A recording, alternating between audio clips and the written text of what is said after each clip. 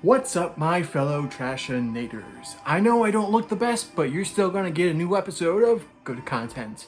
Now, I was contemplating even doing this episode today, because, like I said, I'm going to be covering the final season of Baki Hanma. This sort of like side of the series. There's gonna be more. There's most definitely gonna be more. They're potentially even they might. It's just like a thought. They might go back and reanimate everything before the what was it the death row inmates arc. They might go back and reanimate all of that. And actually, a little bit of a spoiler. By the way, spoilers. Please go watch Baki. All right. So okay. I don't know why I did that. The lights would be fine. Go watch it. So they actually do a lot of flashbacks in this, and I think that's a big change from the manga. They change a lot. I'm gonna be honest. They changed so much that it kind of angered me a bit, especially one specific instance to the point where I've memorized it. All right. And which is weird because for some reason, one of the reasons I didn't want to upload this today, or do this today at least, was because I wanted to wait till next Friday to do this so I have some time to rewatch it, really understand why I was so mad. Because let me tell you, most of the time I was watching the season yesterday when it came out, I was constantly thinking, how come they changed that? That's really important. Why do they say it like this and not the way they did in the manga? Why even change that? It was such a short scene.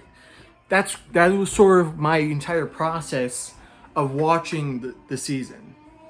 Because my main complaint, they should have given it at least a few more months.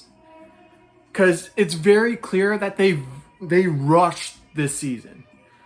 My hesitation to praise this season before it came out it's justified. Because when we first saw the clips for this specific part, because this is the second part of this season technically, even though it's supposed to be two separate seasons, it's technically a second part to the original one that came out last month, and that was the pickle arc. So they did these two seasons within the span of less than 2 years. 2 years at the least. Because I'm pretty sure they started production right before they released the last season before the pickle arc, which was the prison arc. So they barely put 2 years of work into this season. And you can tell if you watch both of them that most of the time, most of the effort was put into this first season, the pickle arc. Now, I don't know. I absolutely do not know the conditions the studio had while they were making this. I can tell they have a lot. I can tell just from the art they put out. Not that they actually post art. I don't know who exactly works on production. They're not really open about that over in Japan, really. Unless it's a really, see, I got it. The music I play is on YouTube, so I had to skip an ad. Unless it's like one of the biggest series out there, like One Piece. Because One Piece recently has been really good about shouting or announcing who their animators are and praising them for the amazing work they do. Not for Baki, at least not what I've seen. Again, I'm an English-speaking American fan of the series, so that limits my enjoyment of the fandom as a whole and the creators, because they don't really announce that stuff in English. You kind of have to go searching for it. So I have no idea what the conditions were for the studio, but I can tell from what they do and what the work they put out is that they have a lot of passion for it, specifically for two characters, actually. For Katsumi and Jack, I can tell that those are their favorite characters. Especially in this season. Well, not for Jack. Jack was the star of last season, along with Pickle. But, I mean, mainly Pickle, because, you know, it's his arc. But for Jack, he had a lot of love was put into his fight with Pickle. But this season, it was Katsumi who really got the love. For some reason. I don't know why. Because one of the best animated scenes was with Katsumi. And it wasn't even a fight. It was sort of like a playful, ha ha ha ha. Let's fling a plastic bag around. So yeah. But I know they have a lot of passion and love for this series. But the sheer amount of time they had to do these two very long and very fight and movement intense arcs just made the final product just a bit lacking. Because this season specifically, I'm not upset. I still love this season. I really do. I'm just being so critical because I love this series. And I know this season should have been the best season out of all of them. But when it comes to the quality that they put into the season due to whatever circumstances, it was lacking. Alright? Not severely. It's still fantastic. They really put a lot of effort into some of the more important scenes. Not all of them, but some of them. It's just that when it comes to the season as a whole, this part of the season, it hurt me as a fan. Because when I joined, alright, when I joined the fandom, that was what, 2019, 2020, definitely 2019. No, it's definitely 2020, because I got into the series when COVID first hit. I was on Netflix, I was just scrolling, trying to figure out what to do, and then I found Baki, the first season of Baki. I think this was right as the Raitai tournament was about to release. I was like, oh, what the hell, let me give this a shot. And now it's my hyperfixation. Alright? So, as someone who's been a fan since 2020, since the start of COVID, I fell in love with the series. It is a part of me. It has shaped who I am. I'm one of the biggest fighting fans in the world. Of course, I don't know a lot of specific stuff. I just love fighting. I love fighting so much. And I want to fight. But this series is my main outlet. Ad. Again, this is not sponsored. This is just YouTube playing right now. So, alright. So yeah. So that's the main reason I'm being critical. From the first announcement to this part, or this season being in two parts, and it being two incredibly important parts of the series as a whole, this is like the main thing. This story, this arc, is the end of the main story of Baki that had been going on at that point for 30 years.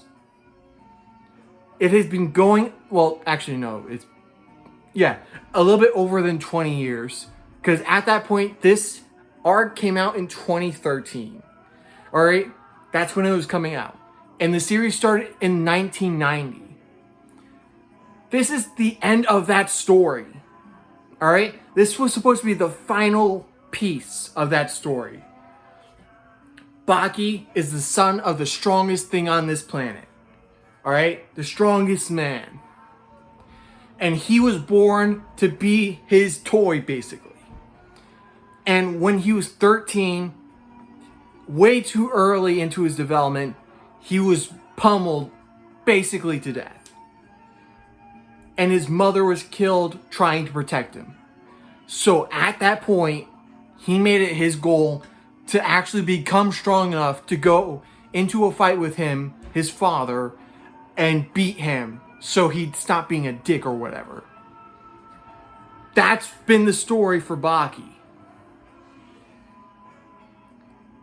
And so, of course, like I've said before, when I came into this, came into knowing about this season, this part, when I saw the trailer and noticed that some of it looked rougher than it should be, especially compared to the last season, the prison arc, that was basically perfection. It took the time it needed to tell the story as a whole, not really cut out anything unless it was purely filler, which Baki rarely has. It rarely has filler. It did it right. So I'm unsure why they did this. Why they forced 2 arcs together for a season. One of them being the largest arcs in the entire series of franchise.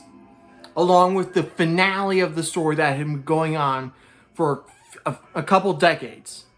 And they just smashed them together within the time span of 2 years. Barely. And tried to just release them as is. It frustrates me. I'm not I am a bit disappointed, but I'm sure it's not the studio's fault. All right, I don't want to blame the studio right now. I know a lot of like artists and people who create stuff are really fighting to like earn their earnings and their pay and their way of life right now. So I'm not blaming the studio. I'm blaming whoever forced this to happen.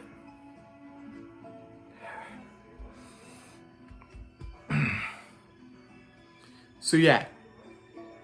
But without having really talked about spoilers or the story, because I'm not going to talk about everything. I'm going to talk about the two mini arcs that go on, by the way. There's 2 mini arcs. All right, there are 2 other stories going on throughout this entire arc that go on as well. So, I'm not really going to tell the entire story of those. I'm only going to tell the father-son fight. Even then, I'm going to be very short about this. Compared to the last video I did, literally my last video, if you can go back, you'll see that my last video was about the pickle arc. This video is going to be a little bit short, a lot shorter, because I'm pretty sure that was 50 minutes. This is probably going to be like 30 at most, because there's not a lot to talk about, really. So, it's still hot, by the way, but it's definitely colder. It's even raining a lot. At least they're skippable. Alright, so I don't have to scream for like 30, 50 minutes. Or whatever. So yeah, sorry again for sweating. I should be getting a lot colder. I have my windows open, so even though I don't have a fan anymore, it's getting colder. So bear with me for another couple weeks. September's around the corner. My 21st birthday's around the corner. So yeah. All right. So now let's get to the story. All right, I think that's enough of me explaining exactly why I feel the way I do about this season. I still love it. It's still good. It's still good. It's just not as good as last season. Because even though it was also rushed a bit, it's so supremely clear that season was given the most focus with the time they had. Because even though that's not really how it should have been, it's probably how it happened. They were probably working on the pickle arc for the majority of the time they had.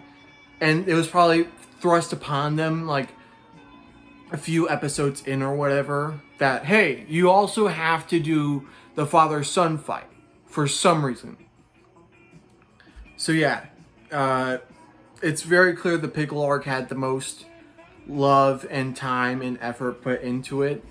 So making sure my laptop stays on. It's charging over there, so that's the reason I have my ring. That's the reason the ring light's on, or it is on. It's whatever, you know what I mean, or hopefully you do. So yeah. When it comes to quality, I say the Pickle arc is the best arc that's been animated so far. So, yeah.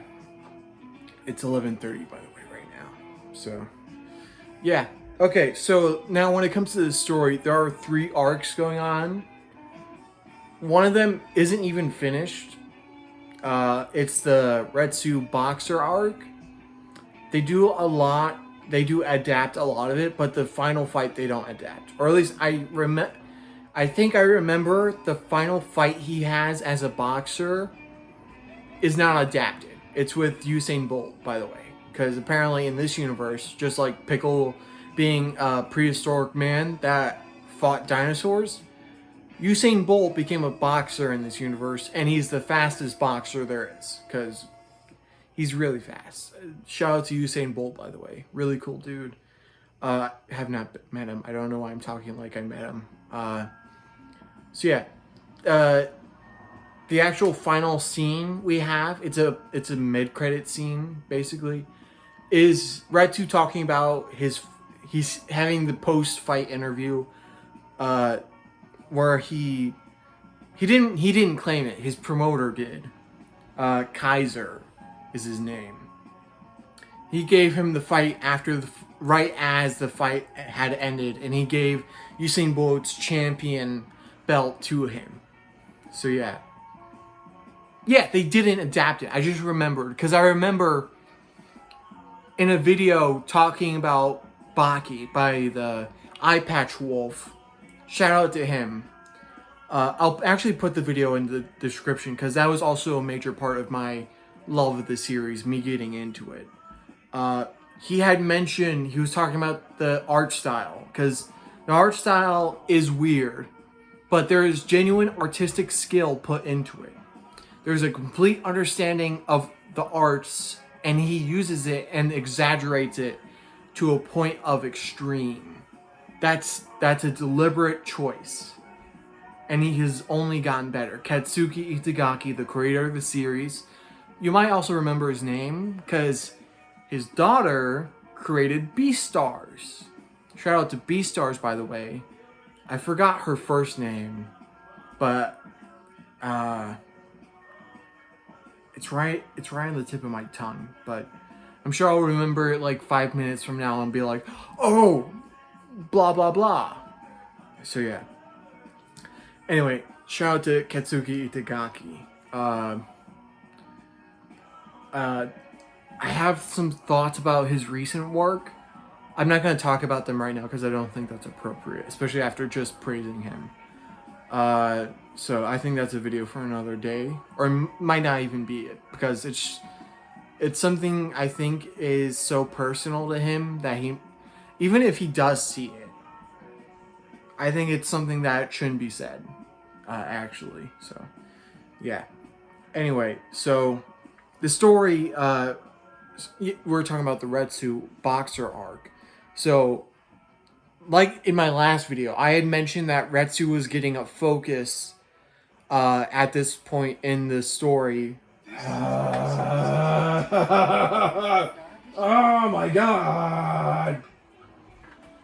I might start getting YouTube Premium just for these videos, so look out for that. So, Retsu had been getting a focus when it comes to his character, and I hadn't explained why, but I'll do it now because I think it's really important to get you guys to understand what I mean. So, after his fight with Pickle, it is very clear that Retsu had gained a sort of doubt in his skills. So in this part of his arc, he had been trying to find a way to improve them via karate and boxing and other martial arts of the same kind, or any kind. So at this point, he had been exploring and trying to figure out who exactly he is and trying to justify his status as a great fighter, a warrior. And in the next arc after the father-son fight, the Musashi arc, we see him truly, or I see him fall into a sort of depression where, in a last attempt to justify or explain his, or I mean reinstate his status as a great warrior, he tries, again, spoilers, he gets a fight with Miyamoto Musashi, a clone Miyamoto, who had his soul put into his clone body. So he knew it was actually him. Retsu had got a fight with him, and in one of the few cases, and probably the only case I can remember, in the only case a main character had, no, not the only case. I completely forgot about Baki's mom. Retsu had been killed by Miyamoto. So it still hurts. That's why I call Miyamoto Musashi a frog-faced fucker. Because he does. He has a frog face, specifically like a toad. So that's sort of my way of having sort of a revenge on a fictional character.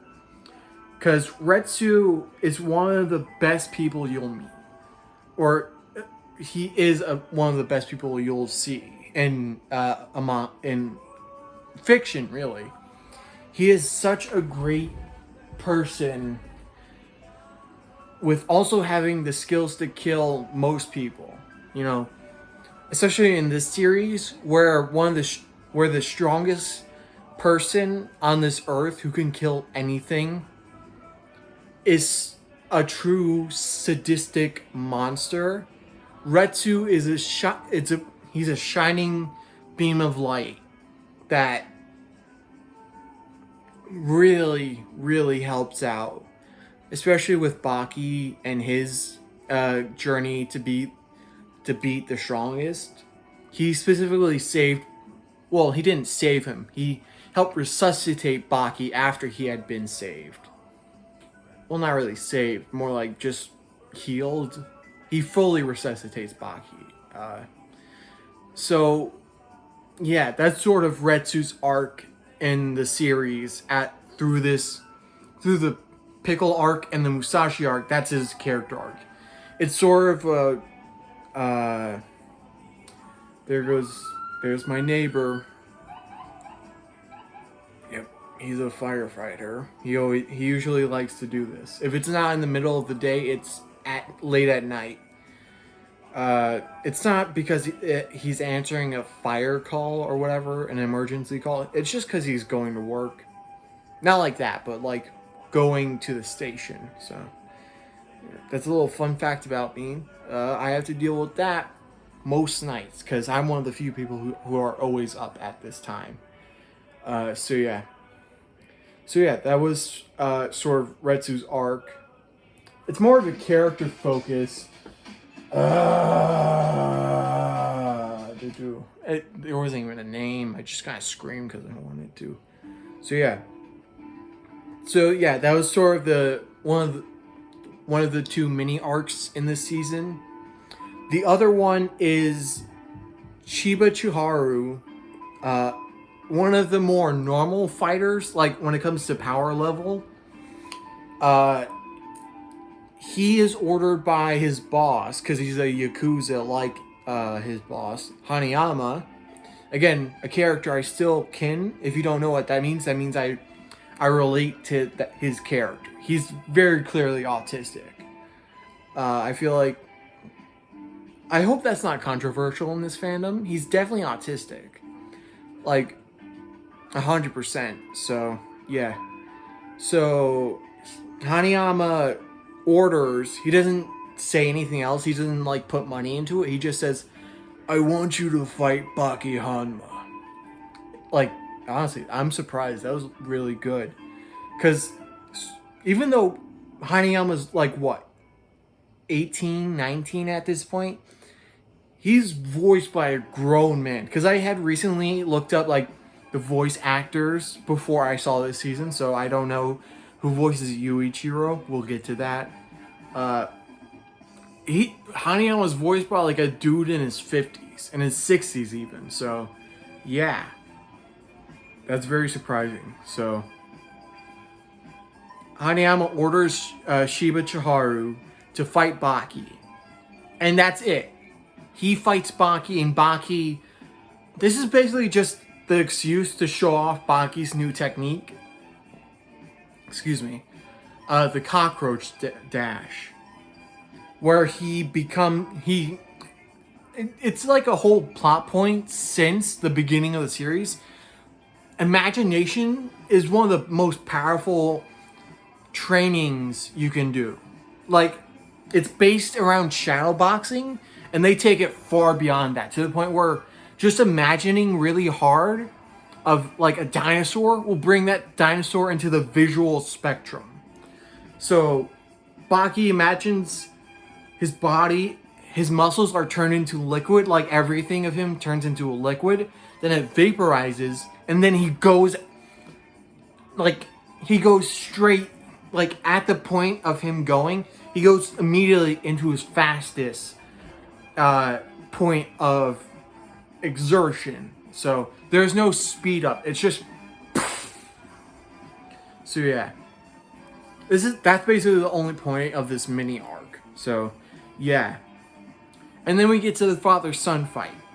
So there had been several scenes before this, because there's a lot of build-up. Even though the previous part was 13 episodes, this one was 14. So there's a lot of build-up. There's a lot of, like, meat in this season. So I can understand that played a part into the sort of not as much focus into the father-son fight. Because that's, like, my main issue. This fight should have been the best part. It could have been a movie. Because that's what I was thinking the entire time I started watching the father-son fight. By the time I got to that point, I realized they should have really just made the pickle fight. It's clear they got they definitely... This is definitely a season. It's a full season. It is fully produced. Not fully produced. It is mostly produced.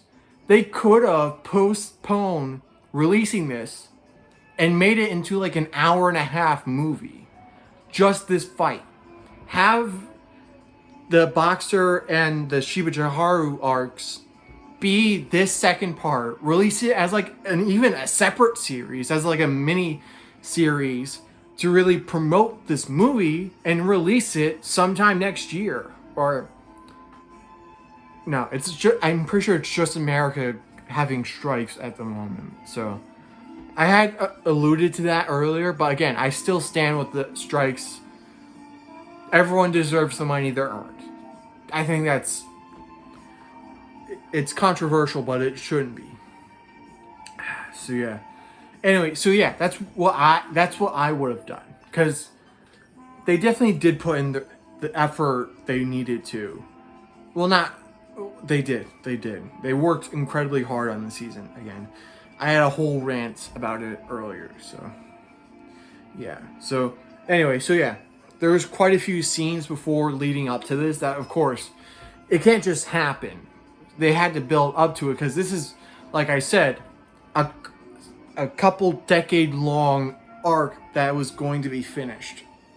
Almost got a cramp there. That would have been embarrassing. Not that I look embarrassed.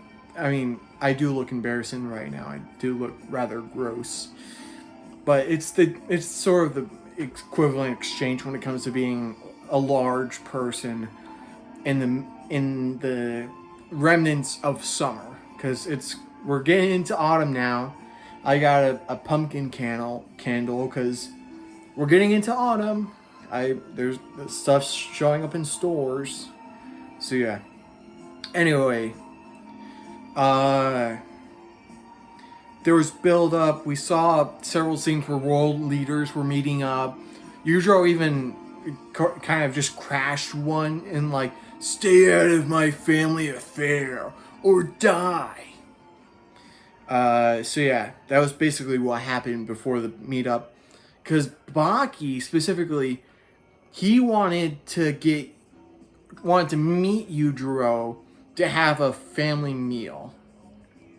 First, it was a coffee meetup where they talked about what was going on, how they're going to have a fight and their family relationship. And so Yujiro was trying to instigate the fight right there, but Baki's like, I know what you're doing, alright? Actually, let me talk about this right now. I also noticed, even though the Pickle arc had fantastic voice acting, there were some translation bits I thought were weird, but the voice acting was actually really good for the English cast, because I do watch this in dub because I really want to support my English voice actors. This season, I noticed that most of the voice actors weren't giving it their all like they should. Shiba did really good. Hanayama did his normal, autism. Those two did great. Yujiro is always Yujiro. I also wanted to mention that I didn't really like this voice for Yujiro. I thought it was good. I didn't really like the raspy, airy voice, like, yeah, get out of my sight. Why is he Australian? I don't know. He's not in the series, but I gave him a bit of an Australian voice for some reason. I wonder if that has anything to do with a certain character I made, and I posted on Instagram a couple weeks ago. Okay, so Yujiro is Yujiro, and Orochi Dobo. Oh, I forgot to. I almost forgot the whole thought about Yujiro. I finally liked his voice while I was watching it. I liked it. And then I understood why they chose his voice when it comes to Yuichiro, who is his father.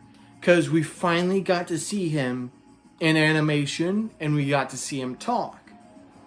And his voice, it's basically British. It's a soft, strong, calm, and that's basically all of the things. Oh, unskippable. We got an unskippable ad here. Yep.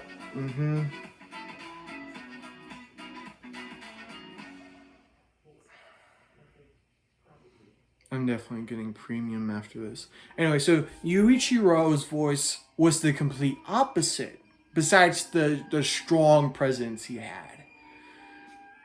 And I'm upset I couldn't find his voice in like official thing, or I didn't search it up on the internet. I couldn't find it in the episode's credits, or I did because they have the directors and the people who hired the voice actors, then the main voice actors like Baki, Yujiro, and Kozue, and then they have additional voices. So he was most definitely in that part, but they didn't put him with his name. He probably did multiple voices, so that's why it's there. So yeah, I didn't search it up because I was tired afterward. So yeah, his voice was the complete opposite of Yujiro. So I get it, because they really did plan out the voice cast. I mean, the main reason they chose Troy Baker for Baki is because it's a big name. They want the main character to have a big name voice actor. Did you know that Troy Baker also he voiced both Batman and the Joker in official media? Of course, we all know he played the Joker in Batman Arkham Origins. Wait, am I getting my things messed up? No. And I think he played Batman in like the Lego Batman, not the movie, like an animated short, I think. So, little fun fact. I mean, he does a lot of like background voices because he's a voice actor. You gotta make your money. So, yeah. But that also leads me to Dopo Orochi. I finally get why he was voiced by Stephen Blum, the voice of Spike in Cowboy Bebop and a lot of other things like Wolverine and whatever. I finally get why he was voiced by Stephen Blum because it didn't really fit. Unlike Yujiro, I still don't think he fits for Dopo Orochi. He sounds cool because it's Stephen Blum. He's got a cool voice, but it doesn't really fit Dopo Orochi. I think something along the lines of Yuichiro and Hanayama, a sort of deeper, even gruffer voice than he has, would fit better for Dopo Orochi. Because he's a stocky, bulky, strong dude. He looks like that guy from Street Fighter. I know it's like a reference, I think, but whatever. So, you can tell he's supposed to have a presence. He's supposed to sound deep, strong, even fatherly. Because he's one of the, besides Yujiro and Yuichiro, he's one of the few characters who's also a father. That's why him and Yujiro have so many scenes together within the manga and the anime, because he's the only person who can relate to Yujiro's sort of experience, kinda, or like give him advice. So that's why I found his voice to be so strange in the anime. But it makes sense right as I was watching the season. I don't know why I didn't get it before, but he's one of the few. There's like 4 even technically, but it's mainly 3. 3 characters who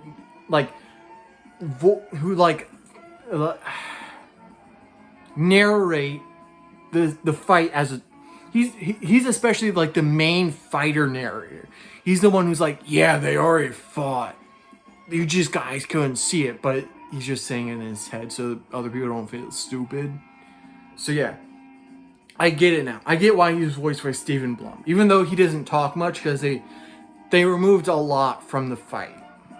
Specifically, Yujiro's escalator feat, where he jumped up an escalator with 2 steps.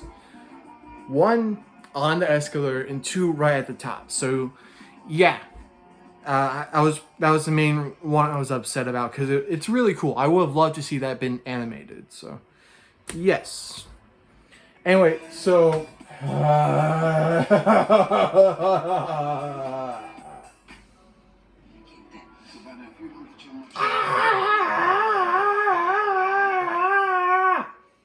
Anyway, yeah.